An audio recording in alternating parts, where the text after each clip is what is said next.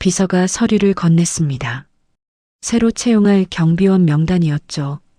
그런데 그 서류를 받는 순간 저는 숨이 멎었습니다. 거기 그 이름이 있었으니까요. 박춘식? 국민학교 시절 저를 가장 심하게 괴롭히던 그 녀석의 이름이었습니다. 심장이 터질 것 같았습니다. 손이 떨렸습니다. 60평생 살면서 이렇게 심장이 뛴 적이 없었습니다. 비서가 뭔가 물어보는 것 같았지만 제대로 대답할 수가 없었습니다. 그 녀석이 내 회사에 경비원으로 지원했다니. 누구에게나 말하지 못한 이야기가 하나쯤은 있죠. 구독과 좋아요로 그 이야기의 끝을 함께 지켜봐 주세요. 그럼 오늘의 사연 시작합니다. 창밖을 보니 가을 하늘이 참 맑았습니다. 근데 그 하늘이 갑자기 어릴 적 운동장 하늘처럼 보이더군요. 40년도 더 지난 기억이 한순간에 되살아났습니다. 박춘식의 목소리가 귓가에 생생하게 들려왔습니다. 야유하는 소리, 비웃는 소리, 놀리는 소리들이요. 초등학교 6년 내내, 중학교 3년 내내 저는 그 녀석의 놀림감이었습니다. 체육 시간마다 일부러 제 다리를 걸었습니다. 넘어지면 모두가 웃었고 아무도 도와주지 않았습니다. 도시락을 빼앗아 확인했습니다. 반찬이 부실하면 큰 소리로 놀렸습니다. 선생님께 말씀드렸던 적도 있습니다. 하지만 오히려 일러바쳤다고 더 심한 괴롭힘을 당했죠. 급식 시간엔 일부러 제 쟁반을 밀어서 국을 쏟게 만들었습니다. 실수라고 했지만 그게 일부러였다는 걸 모두가 알았습니다. 그렇게 9년이 흘렀습니다. 날마다 학교 가는 게 무서웠습니다. 고등학교 진학할 때 춘식이랑 다른 학교로 갔습니다. 그날 진짜 하늘이 환하게 느껴지더군요. 이제 저 녀석을 안 봐도 된다는 게 얼마나 기쁜지 모릅니다. 하지만 상처는 남았습니다. 사람들 앞에 서면 위축됐습니다. 말을 하려면 떨렸습니다. 저는 과연 괜찮은 사람일까 하는 생각이 머릿속을 떠나지 않았습니다. 그래도 악착같이 살았습니다. 대학은 장학금 받으며 다녔습니다. 알바를 3개씩 했고 잠은 하루에 4시간만 잤습니다. 졸업하고 작은 회사에 취직했습니다. 월급은 적었지만 누구보다 열심히 일했습니다. 남들이 놀 때 일했고 남들이 잘 때도 일했습니다. 35살에 작은 제조업체를 차렸습니다. 돈을 모아 1,000만 원으로 시작했죠. 처음엔 직원 셋이 전부였습니다. 실패할 뻔했던 순간도 많았습니다. 빚더미에 앉을 뻔한 적도 있었습니다. 하지만 포기하지 않았습니다. 그렇게 조금씩, 아주 조금씩 회사가 커졌습니다. 직원 셋이 10명이 되고 50명이 되고 100명이 넘었습니다. 40년이 흘렀습니다. 가난한 꼬마는 중소기업 대표가 되어 있었습니다. 그런데 오늘 제 책상 위에 놓인 경비원 채용 명단, 거기에 그 이름이 있었습니다. 박춘식? 생년월일도 똑같았습니다. 주소도 우리 동네였습니다. 틀림없었습니다. 그 녀석이었습니다. 비서가 조심스럽게 물었습니다. 채용 확정할 건지 말이죠. 저는 서류를 내려다봤습니다. 박춘식의 이력서가 거기 있었습니다. 학력은 고졸이었습니다. 경력은 건설 현장 감독과 경비 업무 15년. 특기사항엔 성실함이라고 적혀 있었습니다. 성실함이라. 그 녀석이 성실하다고? 어릴 땐 그렇게 남을 괴롭히더니 말이죠. 이력서 사진을 봤습니다. 주름 깊은 얼굴, 희끗한 머리. 그래도 그 눈빛은 알아볼 수 있었습니다. 박춘식이 맞았습니다. 저도 모르게 손이 떨렸습니다. 화가 났습니다. 아니, 화보다 더한 감정이었습니다. 이 자식이 감히 내 회사에 지원했다는 생각이 들었습니다. 하지만 동시에 이상한 감정도 들었습니다. 묘한 쾌감 같은 거요. 복수할 기회가 온 건가 하는 생각도 들었습니다. 비서가 다시 물었습니다. 저는 천천히 입을 열었습니다. 채용하세요. 그 한마디를 하는데 온 힘을 다 쓴 것 같았습니다. 비서가 나가고 사무실에 혼자 남았습니다. 창밖을 봤습니다. 하늘은 여전히 맑았지만 제 마음은 복잡했습니다. 박춘식, 너는 모르겠지. 내가 누구 밑에서 일하게 될지. 내가 아침마다 인사해야 할 사람이 누군지. 저는 의자에 깊게 기대 앉았습니다. 책상 서랍을 열었습니다. 거기엔 오래된 사진첩이 있었습니다. 펼쳤더니 국민학교 졸업사진이 나왔습니다. 거기 맨 뒤에 작게 서 있는 아이. 그게 바로 저였습니다. 그리고 맨 앞줄, 활짝 웃고 있는 아이. 그게 박춘식이었습니다. 40년 전 그 두 아이가 이제 한 회사에서 다시 만나게 되는 겁니다. 하나는 대표로, 하나는 경비원으로. 저는 사진을 덮었습니다. 그날 밤 잠이 오지 않았습니다. 천장을 보며 생각했습니다. 이제 어떻게 해야 하지? 복수를 해야 할까? 아니면 그냥 모른 척 해야 할까? 하지만 한 가지는 확실했습니다. 이제 세상은 바뀌었다는 것. 가난하고 약했던 김도연은 더 이상 없다는 것. 저는 눈을 감았습니다. 내일부터 새로운 이야기가 시작될 것입니다. 그리고 그 이야기의 주인공은 이번엔 제가 될 것입니다. 그 일이 있고 일주일 전의 일이었습니다. 동창회 초대장이 왔을 때 말이죠. 비서가 두꺼운 봉투를 건넸습니다. 국민학교 제70회 동창 모임이라고 적혀 있었습니다. 그 글씨를 보는 순간 심장이 철렁 내려앉았습니다. 동창회, 그 사람들을 다시 만난다고? 손이 떨렸습니다. 40년이 지났는데도 여전히 그때의 기억이 생생했습니다. 하지만 이상하게도 거절하고 싶지 않았습니다. 이제는 제가 달라졌으니까요. 이제는 제가 당당할 수 있으니까요. 그래서 갔습니다. 금요일 저녁 중국집 2층 룸. 문을 열고 들어가는데 순간 시간이 멈춘 것 같았습니다. 사람들이 저를 보며 반겼습니다. 하지만 그 눈빛 속에는 묘한 게 있었습니다. 호기심과 비교하려는 마음이 섞여 있었죠. 저는 조용히 빈자리에 앉았습니다. 사람들이 이것저것 물었습니다. 요즘 뭐 하는지, 어디 사는지, 결혼은 했는지. 저는 간단하게 대답했습니다. 회사 다닌다고, 작은 회사라고만 말했습니다. 대표라고 말하기엔 좀 그랬습니다. 사람들은 자랑하기 바빴습니다. 자기는 큰 회사 부장이라느니, 연봉이 얼마라느니. 저는 조용히 찜닭을 먹었습니다. 그때 누군가 말했습니다. 박춘식이 온다고, 조금 늦는다고 했답니다. 그 이름을 듣는 순간 숟가락을 떨어뜨릴 뻔했습니다. 박춘식이 온다고? 마음이 복잡했습니다. 피하고 싶었지만 동시에 궁금했습니다. 그 녀석은 지금 어떻게 살고 있을까 하고요. 30분쯤 지났을 때였습니다.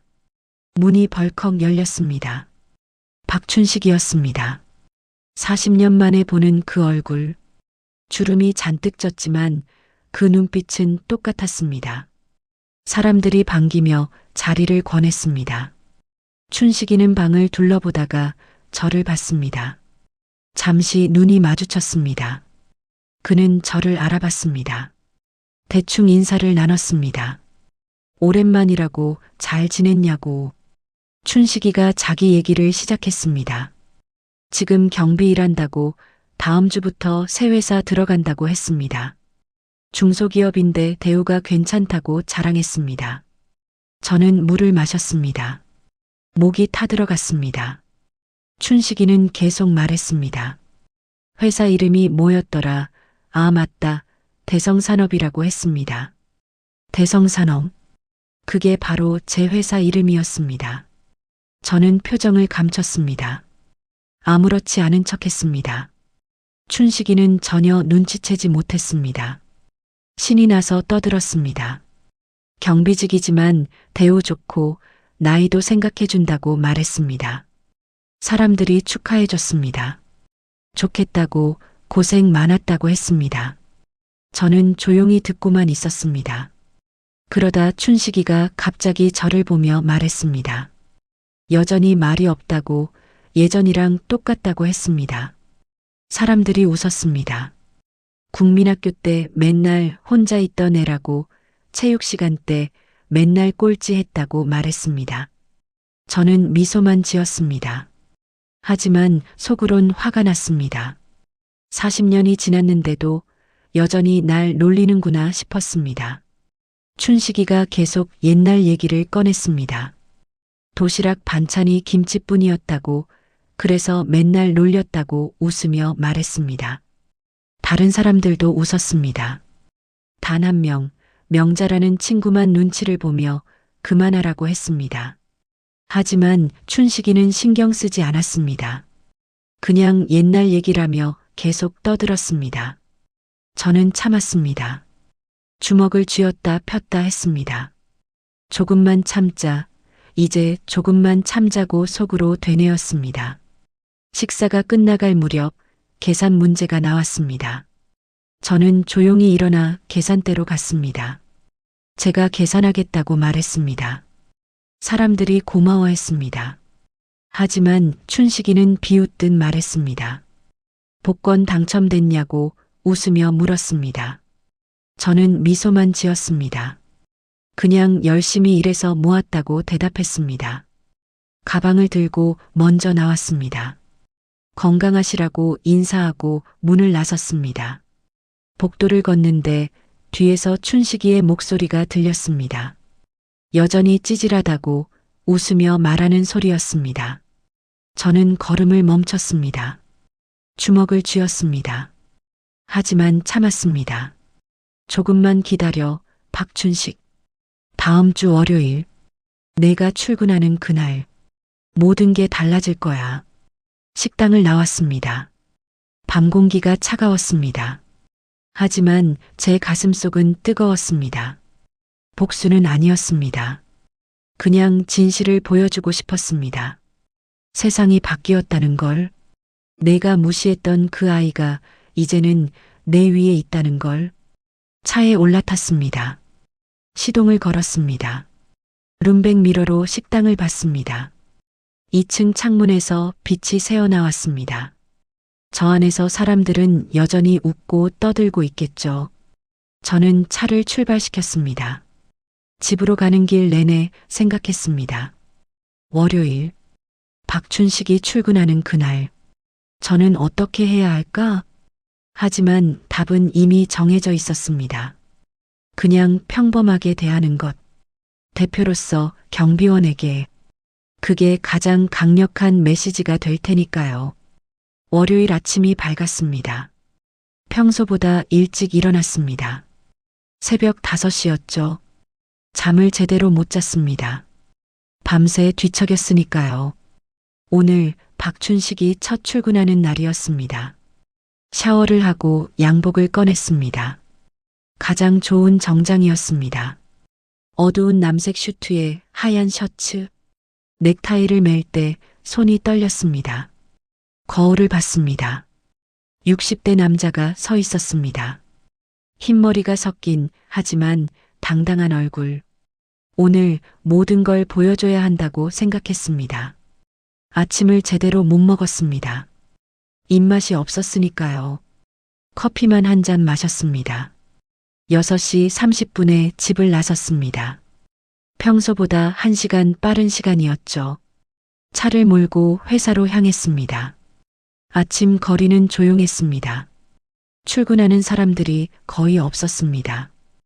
회사에 도착했습니다. 7시 10분이었습니다. 주차장은 텅 비어 있었습니다. 차에서 내려 심호흡을 했습니다. 긴장하지 말자. 넌 대표야. 당당하게 행동하자고 되뇌었습니다. 정문으로 걸어갔습니다. 경비실에 불이 켜져 있었습니다. 전임 경비원인 이 반장님이 계셨습니다. 일찍 왔다며 놀라셨습니다. 저는 일이 좀 있다고 대답했습니다. 이 반장님이 말씀하셨습니다. 오늘 새 경비원이 출근한다고 8시에 온다고 하셨습니다. 저는 고개를 끄덕이고 엘리베이터에 올랐습니다. 사무실로 갔습니다. 텅 빈 사무실, 조용한 공간. 창가로 가서 내려다봤습니다. 주차장이 보였습니다. 정문이 보였습니다. 여기서 그 사람이 들어오는 걸 볼 수 있었습니다. 시계를 봤습니다. 7시 20분. 아직 40분이나 남았습니다. 의자에 앉았습니다. 서류를 펼쳤지만 한 글자도 읽히지 않았습니다. 머릿속이 복잡했습니다. 박춘식, 40년 만에 다시 만나는 그 녀석. 이번엔 내가 위에 있어. 시간이 느리게 갔습니다. 7시 30분, 7시 40분, 7시 50분. 8시가 가까워졌습니다. 다시 창가로 갔습니다. 그때 정문 쪽으로 사람 하나가 걸어왔습니다. 파란색 점퍼를 입은 남자. 박춘식이었습니다. 심장이 쿵쾅거렸습니다. 춘식이는 경비실로 들어갔습니다. 이 반장님이 반갑게 맞이하는 게 보였습니다. 두 사람이 얘기를 나눴습니다. 춘식이는 고개를 끄덕이며 뭔가를 배우는 듯 했습니다. 저는 그 모습을 지켜봤습니다. 50분쯤 지났을까요? 직원들이 하나둘 출근하기 시작했습니다. 8시 50분. 저도 준비를 했습니다. 가방을 들고 엘리베이터를 탔습니다. 1층으로 내려갔습니다. 문이 열렸습니다. 로비가 보였습니다. 그리고 저 멀리 경비실. 춘식이가 제복을 입고 서 있었습니다. 파란색 경비 제복에 모자를 쓴 모습. 40년 만에 보는 그 얼굴이었습니다. 저는 천천히 걸었습니다. 정문 쪽으로. 춘식이는 저를 보지 못했습니다. 다른 직원과 얘기 중이었으니까요. 저는 멈춰서 숨을 고르고 다시 걸었습니다. 가까워졌습니다. 5m, 3m, 1m. 춘식이가 고개를 돌렸습니다. 우리 눈이 마주쳤습니다. 그 순간 춘식이의 얼굴이 굳었습니다. 입이 벌어지고 눈이 커졌습니다. 저는 미소를 지었습니다. 춘식이가 떨리는 목소리로 제 이름을 불렀습니다. 저는 조용히 말했습니다. 안녕하세요. 춘식이가 물었습니다. 여기서 뭐 하는 거냐고, 무슨 일이냐고. 저는 명함을 꺼냈습니다. 춘식이에게 건넸습니다. 대성산업 대표이사 김도현. 춘식이는 명함을 받아들었습니다. 손이 떨렸습니다. 명함을 읽는 그의 얼굴이 새하얗게 변했습니다. 대표라는 글자가 눈에 들어오는 순간이었습니다. 춘식이가 말을 더듬었습니다. 대표라고, 이 회사 대표가 나라고 되물었습니다. 저는 조용히 고개를 끄덕였습니다. 춘식이는 입을 다물지 못했습니다. 명함을 쥔 손이 부들부들 떨렸습니다. 저는 차분하게 말했습니다. 앞으로 잘 부탁드립니다. 춘식이는 대답하지 못했습니다. 그저 멍하니 서 있을 뿐이었습니다. 이 반장님이 옆에서 인사하라고 재촉했습니다. 춘식이는 황급히 허리를 숙였습니다. 떨리는 목소리로 인사했습니다. 저는 고개를 끄덕이고 말했습니다. 열심히 해주세요. 게이트를 지나 안으로 들어갔습니다. 뒤돌아보지 않았습니다. 하지만 느낄 수 있었습니다. 춘식이의 시선이 제 등을 따라오는 걸. 엘리베이터에 올랐습니다. 문이 닫혔습니다. 그제야 숨을 크게 내쉬었습니다. 손이 떨렸고 다리도 떨렸습니다. 하지만 기분은 이상했습니다. 후련한가, 아니 후련하다기보다는 복잡했습니다. 사무실로 돌아왔습니다. 창가로 가서 내려다봤습니다. 경비실에서 춘식이가 보였습니다. 그는 의자에 앉아 머리를 감싸쥐고 있었습니다. 이 반장님이 뭐라고 말하는 것 같았습니다. 춘식이는 고개를 끄덕였습니다. 저는 그 모습을 한동안 지켜봤습니다. 그리고 생각했습니다. 이제 시작이야, 박춘식. 넌 매일 아침 나를 봐야 해. 넌 매일 나한테 인사해야 해. 대표님이라고 불러야 해. 그게 바로 내가 나한테 했던 일의 대가야. 의자에 앉았습니다. 컴퓨터를 켰습니다. 일을 시작했습니다. 하지만 집중이 안 됐습니다. 머릿속에 계속 춘식이의 얼굴이 떠올랐습니다. 그 놀란 표정, 그 당황한 모습. 솔직히 말하면 좀 기분이 좋았습니다. 40년을 기다렸던 이 순간이 왔으니까요. 점심시간이 되었습니다. 구내식당으로 갔습니다. 직원들이 인사했습니다. 저는 고개를 끄덕이며 답례했습니다. 식판을 들고 자리에 앉았습니다.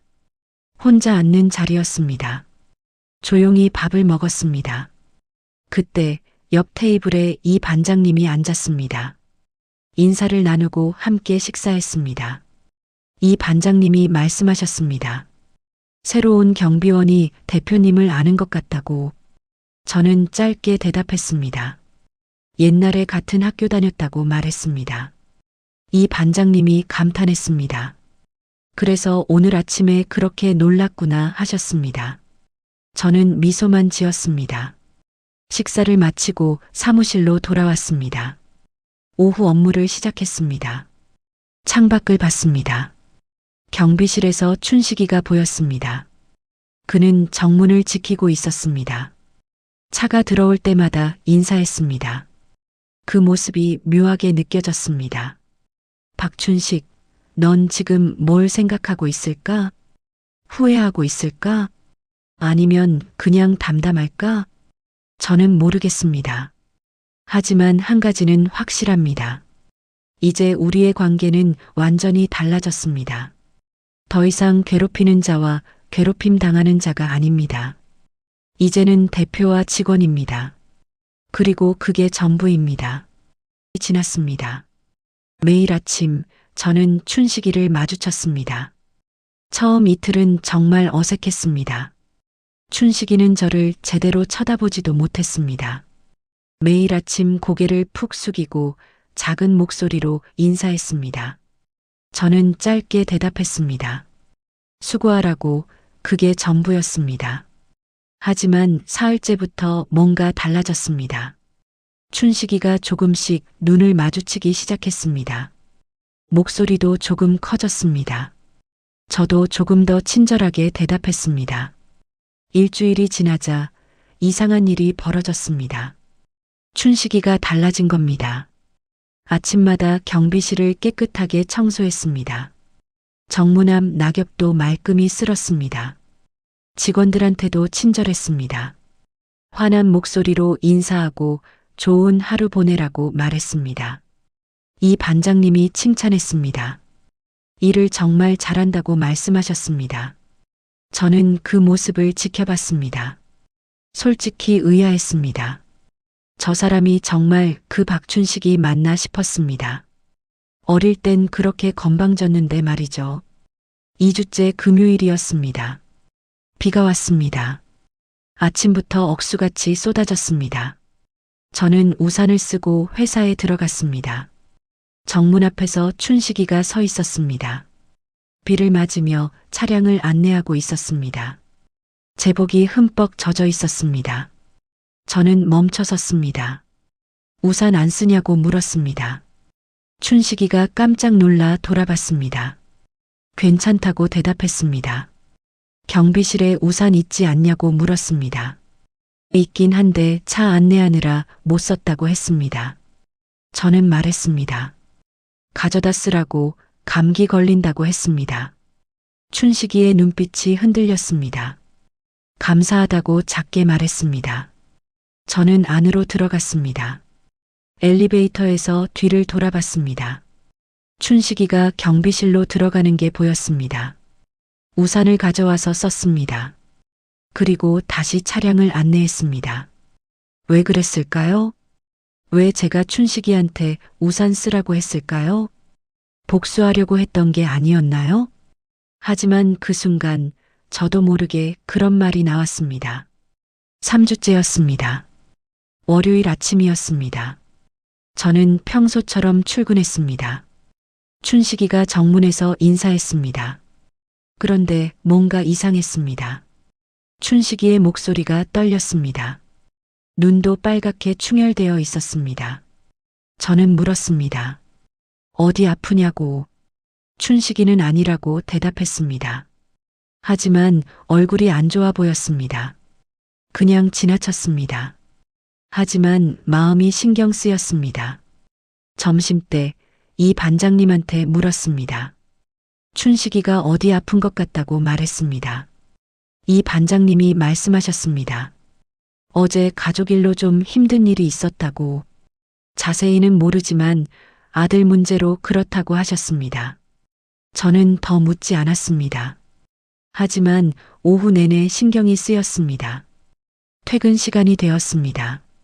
저는 경비실로 갔습니다. 춘식이가 있었습니다. 저는 말했습니다. 오늘 괜찮냐고 물었습니다. 춘식이는 괜찮다고 대답했습니다. 저는 말했습니다. 집안일 힘든 거 있으면 말하라고. 직원 복지가 회사 책임이라고 말했습니다. 춘식이의 눈이 흔들렸습니다. 목소리가 갈라지며 감사하다고 했습니다. 저는 고개를 끄덕이고 나왔습니다. 왜 그랬을까요? 왜 제가 춘식이를 걱정했을까요? 저도 모르겠습니다. 한 달이 지났습니다. 춘식이는 정말 열심히 일했습니다. 아침 일찍 와서 청소하고 저녁 늦게까지 남아 정리했습니다. 직원들 사이에서 평판도 좋았습니다. 진짜 친절하다고, 인사도 잘한다고 소문이 났습니다. 저도 인정할 수밖에 없었습니다. 춘식이는 좋은 경비원이었습니다. 어느 날 오후였습니다. 회의를 마치고 복도를 걷는데 창문으로 경비실이 보였습니다. 춘식이가 노인 한 분을 부축하고 있었습니다. 넘어진 것 같았습니다. 춘식이는 조심스럽게 의자에 앉혀드리고 물을 떠다 드렸습니다. 그 모습을 보는데 가슴이 이상했습니다. 저 사람이 정말 그때 그 춘식이가 맞나? 그런 생각이 들었습니다. 이 달째 마지막 주였습니다. 금요일 저녁이었습니다. 저는 늦게까지 일했습니다. 8시가 넘어서 퇴근했습니다. 로비로 내려왔는데 경비실에 불이 켜져 있었습니다. 춘식이가 혼자 앉아 있었습니다. 고개를 숙이고 뭔가 쓰고 있었습니다. 저는 다가갔습니다. 아직도 일하냐고 물었습니다. 춘식이가 깜짝 놀라 일어났습니다.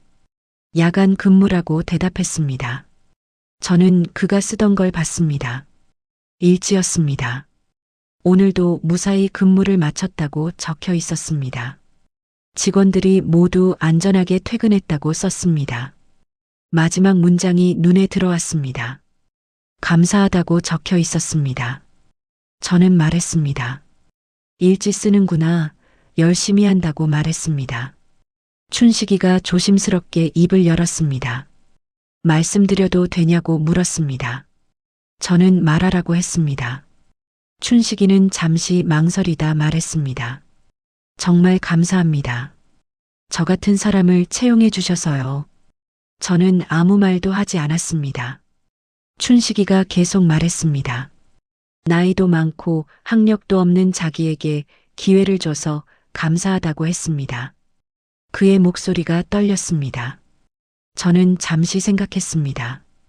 그리고 말했습니다. 열심히만 해주시면 됩니다. 건강 챙기시고요. 춘식이가 감사하다고 거듭 말했습니다. 저는 고개를 끄덕이고 나왔습니다. 차에 올라탔습니다. 시동을 걸었습니다. 하지만 바로 출발하지 않았습니다. 룸백 미러로 경비실을 봤습니다. 춘식이가 다시 일지를 쓰고 있었습니다. 저는 깊이 숨을 쉬었습니다. 김도현, 넌 지금 뭐 하는 거야? 복수하려던 거 아니었어? 하지만 이상하게도 복수하고 싶은 마음이 점점 사라지고 있었습니다. 매일 아침 춘식이의 인사를 받으며 매일 저녁 그의 수고를 보며 저는 변하고 있었습니다. 아니, 어쩌면 춘식이도 변하고 있었는지 모릅니다. 40년 전 그 건방진 소녀는 이제 없었습니다. 대신 묵묵히 일하는 60대 남자가 있었습니다. 저는 차를 출발시켰습니다. 집으로 가는 길에 라디오를 켰습니다. 조용한 음악이 흘렀습니다. 저는 혼잣말로 중얼거렸습니다. 박춘식, 넌 지금 어떤 생각을 하고 있을까? 대답은 없었습니다. 하지만 곧 알게 될 것 같았습니다. 우리의 이야기는 아직 끝나지 않았으니까요. 2달째였습니다. 회사는 평온했습니다. 춘식이는 여전히 열심히 일했고 저는 여전히 회사를 경영했습니다. 우리는 매일 아침 마주쳤습니다. 간단한 인사를 나눴고 예전보다 훨씬 자연스러웠습니다. 그런데 어느 날 모든 게 바뀌었습니다. 화요일 점심시간이었습니다. 구내식당에서 밥을 먹고 있는데 옆 테이블에서 직원들이 얘기하는 게 들렸습니다. 새로운 경비원이 대표님이랑 아는 사이라는 얘기였습니다. 옛날에 같은 학교 다녔다더라. 그런 얘기를 나눴습니다. 저는 귀를 기울였습니다. 그런데 다음 말이 충격이었습니다. 그 경비원이 예전에 대표님을 괴롭혔다는 소문이었습니다. 학교 다닐 때 엄청 괴롭혔다더라. 그런데 대표님이 채용했다더라. 직원들이 감탄했습니다. 완전 대인배 아니냐고 진짜 대단하다고 말했습니다. 저는 숟가락을 놓았습니다. 어떻게 알았을까? 누가 말한 걸까? 머릿속이 복잡했습니다. 식판을 들고 자리에서 일어났습니다. 사무실로 돌아왔습니다. 창밖을 봤습니다. 경비실이 보였습니다. 춘식이가 점심을 먹고 있었습니다. 혼자 도시락을 먹으며 그 모습이 외로워 보였습니다. 오후가 지나고 저녁이 되었습니다. 퇴근 시간에 직원들이 하나둘 나갔습니다. 저도 가방을 챙겼습니다. 로비로 내려왔습니다. 춘식이가 정문에 서 있었습니다. 평소처럼 인사했습니다. 하지만 오늘은 뭔가 달랐습니다. 눈을 제대로 마주치지 못하고 있었습니다. 저는 말했습니다. 잠깐 이야기 좀 할까요? 춘식이의 얼굴이 굳었습니다. 우리는 로비 한쪽 벤치에 앉았습니다. 조용한 공간에 둘만 남았습니다. 저는 천천히 입을 열었습니다. 소문을 들었다고 말했습니다. 우리가 예전에 같은 학교 다녔다는 거, 그리고 그때 일들 말이죠. 춘식이의 몸이 굳었습니다. 한참 동안 침묵이 흘렀습니다. 그리고 춘식이가 떨리는 목소리로 말했습니다. 죄송합니다. 정말 죄송합니다. 저는 아무 말도 하지 않았습니다. 춘식이의 목소리가 갈라졌습니다. 자기는 몰랐다고 했습니다. 대표님이 그때 그 도연이란 걸 몰랐다고, 알았다면 감히 이 회사에 지원하지도 않았을 거라고 말했습니다. 저는 들었습니다. 춘식이가 계속 말했습니다. 그때 자기가 정말 나쁜 짓을 많이 했다고, 정말 많이 괴롭혔다고 고백했습니다. 그의 손이 떨렸습니다. 왜 그랬는지 지금도 모르겠다고 했습니다. 그냥 애들이 다 그렇게 했고 자기도 따라 했다고, 변명이 안 되는 건 안다고 말했습니다. 춘식이는 고개를 더 깊이 숙였습니다. 40년이 지나서야 자기가 얼마나 나쁜 짓을 했는지 깨달았다고, 그때 아니 대표님이 얼마나 힘들었을지 이제야 안다고 말했습니다. 그의 목소리가 울먹였습니다.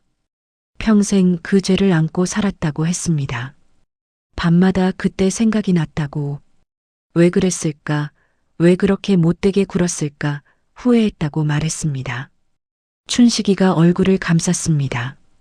그런데 하필 대표님 회사에 들어오게 되다니, 이게 인연인지 벌인지 모르겠다고 말했습니다. 저는 조용히 그의 말을 들었습니다. 그리고 물었습니다. 그럼 왜 그만두지 않으셨습니까? 춘식이가 고개를 들었습니다. 눈이 빨갛게 충혈되어 있었습니다. 그만둬야 하는 걸 안다고 말했습니다. 하지만 자기는 속죄하고 싶었다고 했습니다. 저는 물었습니다. 속죄요? 춘식이가 눈물을 닦았습니다. 대표님께 직접 사과할 용기는 없었다고 했습니다. 하지만 적어도 이 회사에서 열심히 일하면 조금이라도 갚을 수 있지 않을까 생각했다고. 그는 고개를 숙였습니다. 어리석은 생각인 걸 안다고. 하지만 그게 자기가 할 수 있는 전부였다고 말했습니다. 저는 한참 동안 아무 말도 하지 않았습니다. 밖에서 차 소리가 들렸습니다. 바람이 유리문을 흔들었습니다. 그리고 저는 천천히 입을 열었습니다. 저도 솔직히 말하겠다고 했습니다. 처음에는 복수하고 싶었다고 고백했습니다. 춘식이의 눈이 흔들렸습니다. 채용 명단에서 박 씨 이름을 봤을 때 심장이 멎는 줄 알았다고. 이게 기회다 생각했다고 말했습니다. 춘식이가 저를 봤습니다. 그때 괴롭힘 당한 기억이 다 떠올랐다고 했습니다. 분했고 화가 났다고 솔직하게 말했습니다. 저는 잠시 멈췄다가 계속 말했습니다. 하지만 박 씨를 보면서, 매일 아침 인사하는 걸 보면서, 열심히 일하는 걸 보면서 제 마음이 변했다고. 춘식이는 입술을 깨물었습니다. 박 씨는 더 이상 그때 그 소년이 아니었다고 말했습니다. 저도 더 이상 그때 그 소년이 아니라고. 우리는 60이 넘었다고. 이제 인생의 끝자락에 와 있다고 말했습니다. 복수가 무슨 의미가 있겠냐고 물었습니다. 춘식이의 눈에서 눈물이 흘렀습니다.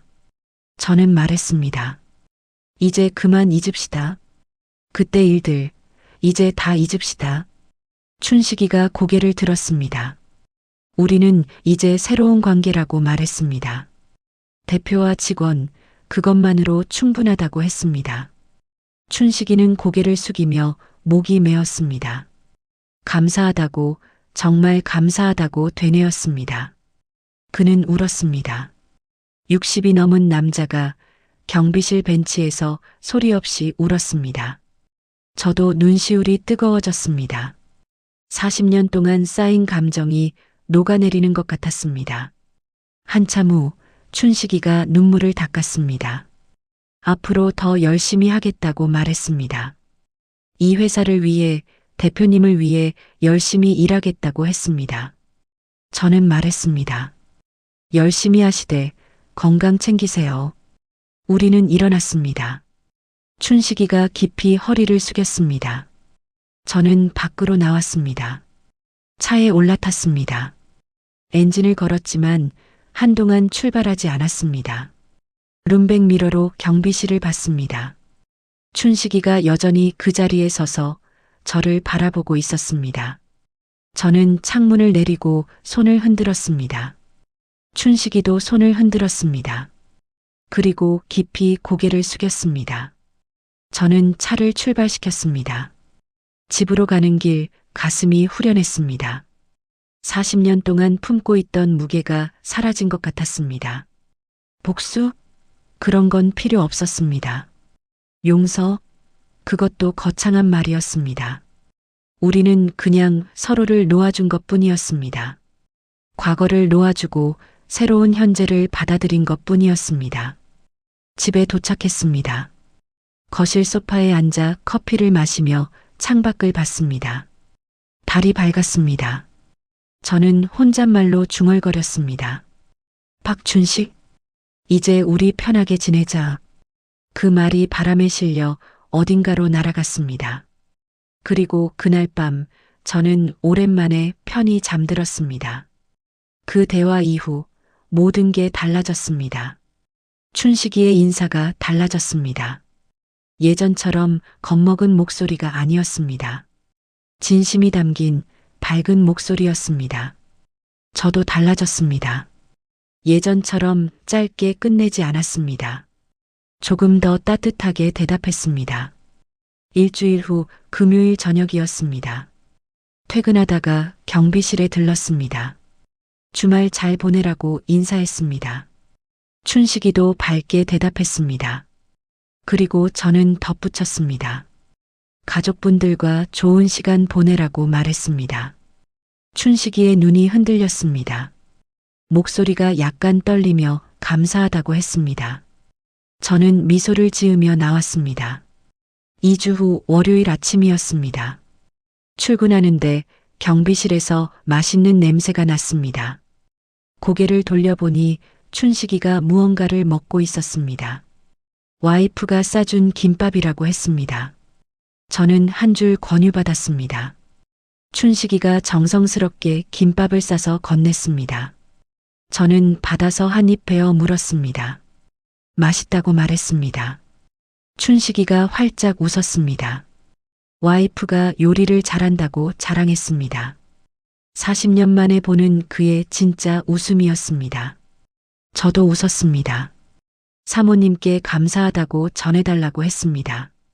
엘리베이터에 올라가면서도 김밥 맛이 입안에 남아 있었습니다. 이상하게 마음이 따뜻했습니다. 3주 후 수요일 점심이었습니다. 구내식당에서 밥을 먹는데 이 반장님이 다가왔습니다. 춘식 씨를 정말 잘 뽑았다고 말씀하셨습니다. 일도 잘하고 성실하고 직원들한테도 인기가 좋다고 하셨습니다. 저는 다행이라고 대답했습니다. 이 반장님이 조심스럽게 말씀하셨습니다.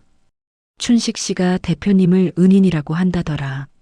제 인생을 바꿔주신 분이라고 말한다더라. 저는 아무 말도 하지 않았습니다. 하지만 가슴이 뭉클했습니다. 한 달 후였습니다. 회사 창립 기념일이었습니다. 작은 행사를 열었습니다. 직원들이 모두 모였고 경비원들도 참석했습니다. 춘식이도 있었습니다. 저는 무대에 올라가 인사말을 했습니다. 오늘 이 자리에 계신 모든 분들께 감사하다고 말했습니다. 여러분 덕분에 이 회사가 있다고 했습니다. 박수가 터졌습니다. 특히 눈에 띄지 않는 곳에서 묵묵히 회사를 지켜주시는 분들께 감사하다고 말했습니다. 경비원들을 봤습니다. 춘식이가 고개를 숙였습니다. 행사가 끝나고 춘식이가 조심스럽게 다가왔습니다. 오늘 말씀이 정말 감동이었다고 했습니다. 저는 제 진심이라고 대답했습니다. 춘식이는 잠시 망설이다 물었습니다.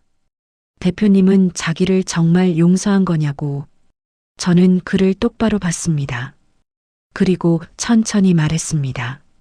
용서라는 말은 거창하다고. 저는 그냥 과거를 놓았을 뿐이라고. 그리고 지금의 박 씨를 본다고. 열심히 일하는 박 씨, 성실한 박 씨, 그걸로 충분하다고 말했습니다. 춘식이가 고개를 깊이 숙였습니다. 감사하다고, 정말 감사하다고 되뇌었습니다.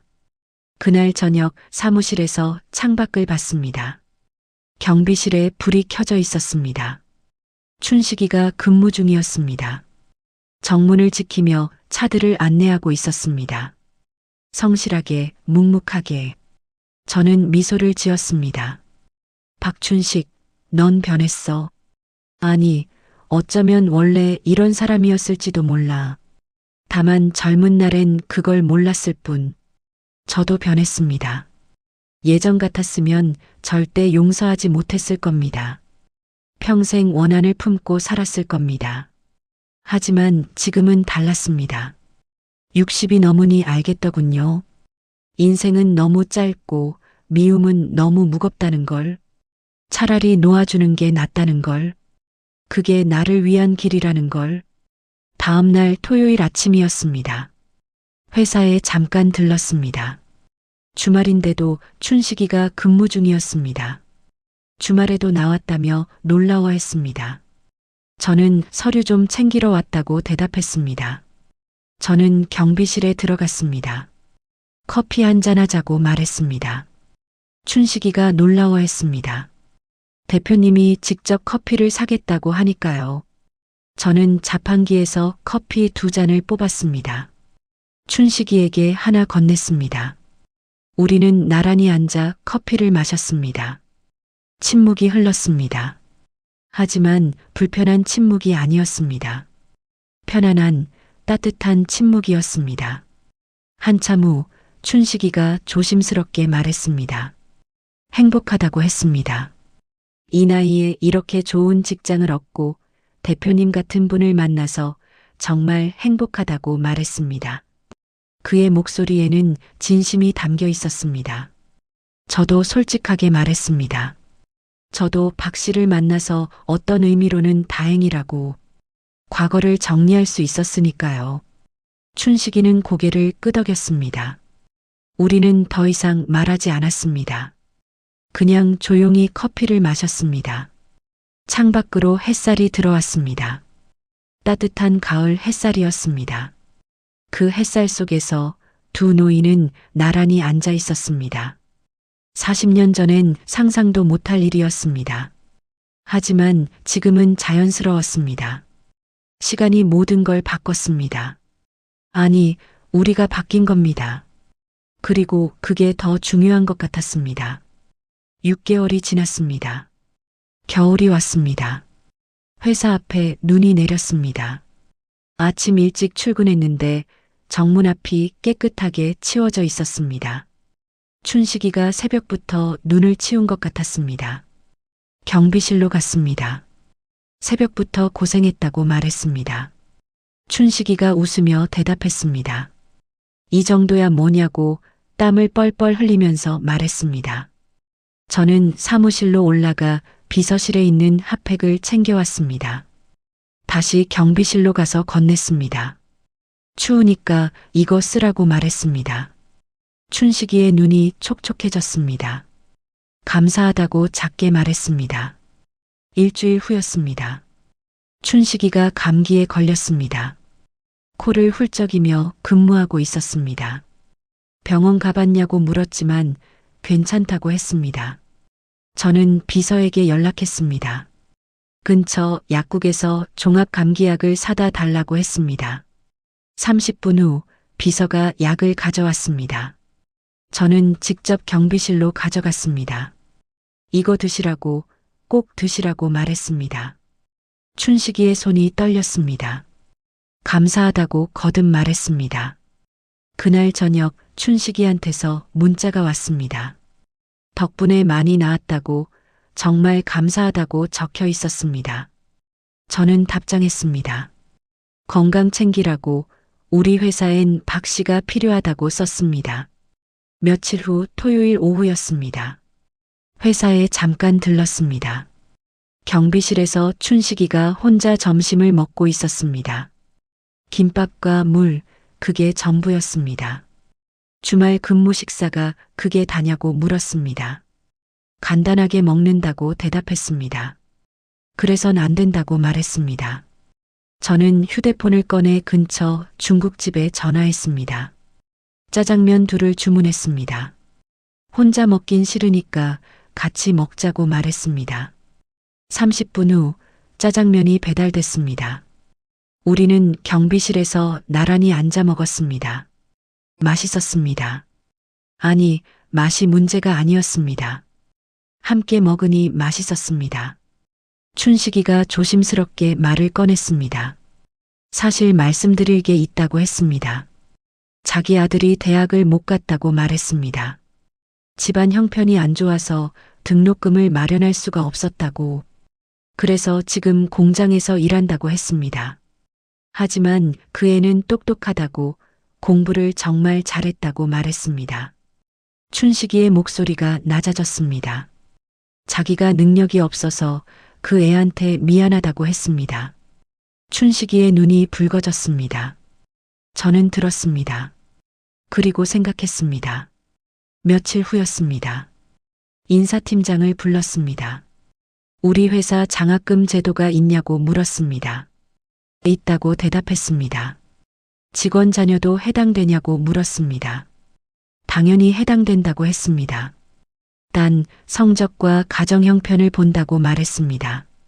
경비원도 직원이냐고 물었습니다. 당연히 그렇다고 대답했습니다. 박춘식 씨 아들을 알아봐 달라고 부탁했습니다. 대학 진학을 원한다고 들었다고 말했습니다. 일주일 후였습니다. 인사팀장이 보고했습니다. 박춘식 씨 아드님의 성적이 정말 우수하다고 했습니다. 고등학교 내신이 상위 5%라고 말했습니다. 장학금 지원이 가능하냐고 물었습니다. 충분히 가능하다고 대답했습니다. 진행하라고 지시했습니다. 며칠 후였습니다. 춘식이한테 연락이 갔습니다. 그날 저녁 춘식이가 제 사무실로 찾아왔습니다. 문을 두드리는 소리가 조심스러웠습니다. 들어오라고 했습니다. 춘식이가 들어왔습니다. 눈이 빨갛게 충혈되어 있었습니다. 자기 아들이 장학금을 받게 됐다고 말했습니다. 잘 됐다고 대답했습니다. 춘식이가 물었습니다. 대표님이 하신 거냐고. 저는 아무 말도 하지 않았습니다. 춘식이가 무릎을 꿇었습니다. 일어나라고 말했습니다. 하지만 춘식이는 울었습니다. 정말 감사하다고 되뇌었습니다. 경비원 제복을 입은 60대 남자가 제 사무실 바닥에서 소리 없이 울었습니다. 저도 눈시울이 뜨거워졌습니다. 일어나라고 다시 말했습니다. 그냥 제가 할 수 있는 일을 했을 뿐이라고 말했습니다. 춘식이는 어떻게 이 은혜를 갚아야 하냐고 물었습니다. 저는 말했습니다. 은혜 같은 거 생각하지 말라고. 우리 회사 직원 자녀는 누구나 지원받을 수 있다고. 박 씨 아들도 그중 한 명일 뿐이라고 말했습니다. 춘식이는 눈물을 닦았습니다. 평생 이 은혜를 잊지 않겠다고 말했습니다. 저는 말했습니다. 그냥 건강하게 일하라고. 그게 저한테 가장 큰 보답이라고 했습니다. 춘식이는 고개를 깊이 숙였습니다. 그날 이후 춘식이는 더욱 열심히 일했습니다. 새벽에 가장 먼저 출근하고 저녁에 가장 늦게 퇴근했습니다. 경비실은 언제나 깨끗했고 정문은 언제나 반짝였습니다. 직원들이 말했습니다. 춘식 씨가 진짜 대단하다고. 그 나이에 저렇게 열심히 일하시다니 대단하다고 말했습니다. 저는 그 말을 들으며 미소 지었습니다. 어느 날 저녁이었습니다. 퇴근하는데 춘식이가 다가왔습니다. 오늘이 자기 생일이라고 말했습니다. 집에서 조촐하게 파티를 하는데 올 수 있냐고 조심스럽게 물었습니다. 저는 놀랐습니다. 제가요 하고 물었습니다. 가족들이 대표님을 꼭 만나고 싶어 한다고 했습니다. 부담 가지지 말라고 정말 간단한 식사라고 말했습니다. 저는 잠시 생각했습니다. 그리고 고개를 끄덕였습니다. 알겠다고 가겠다고 대답했습니다. 춘식이의 얼굴이 환해졌습니다. 정말 감사하다고 거듭 말했습니다. 그날 저녁 춘식이 집으로 갔습니다. 오래된 아파트 3층이었습니다. 문을 열자 따뜻한 냄새가 났습니다. 춘식이의 아내가 반갑게 맞았습니다. 거실엔 춘식이의 가족들이 있었습니다. 아들, 며느리, 그리고 손자까지 모두 저를 보며 인사했습니다. 감사하다고, 정말 감사하다고 말했습니다. 우리는 식탁에 둘러앉았습니다. 간소하지만 정성스러운 음식들이 차려져 있었습니다. 저는 음식을 먹으며 가족들을 봤습니다. 행복한 얼굴들이었습니다. 춘식이가 말했습니다. 대표님 덕분에 자기 가족이 이렇게 행복하다고. 저는 제가 한 게 뭐 있냐고 대답했습니다. 춘식이의 아내가 말했습니다. 대표님은 자기 가족의 은인이라고. 남편이 매일 말한다고 대표님께서 제 인생을 바꿔주셨다고 말한다고 했습니다. 저는 아무 말도 하지 못했습니다. 식사가 끝나고 춘식이가 저를 배웅했습니다. 현관 앞에서 그가 말했습니다. 이제 진짜 행복합니다. 그리고 저를 용서해 주셔서 감사합니다. 저는 미소를 지었습니다. 이젠 용서도 과거도 없습니다. 우리는 그냥 동료입니다. 춘식이의 눈이 붉어졌습니다. 우리는 악수했습니다. 단단하게 오랫동안. 집으로 돌아오는 길 하늘에 별이 가득했습니다. 저는 차를 세우고 하늘을 봤습니다. 40년 전 그 어린 소년이 생각났습니다. 괴롭힘 당하던 그 소년, 혼자 울던 그 소년. 그 소년이 이제 여기 있습니다. 그리고 그는 행복합니다. 복수가 아닌 용서를 선택했고 그 용서가 또 다른 행복을 만들었습니다. 저는 혼자 중얼거렸습니다. 박준식, 우리 이제 진짜 친구야. 그 말이 바람에 실려 날아갔습니다.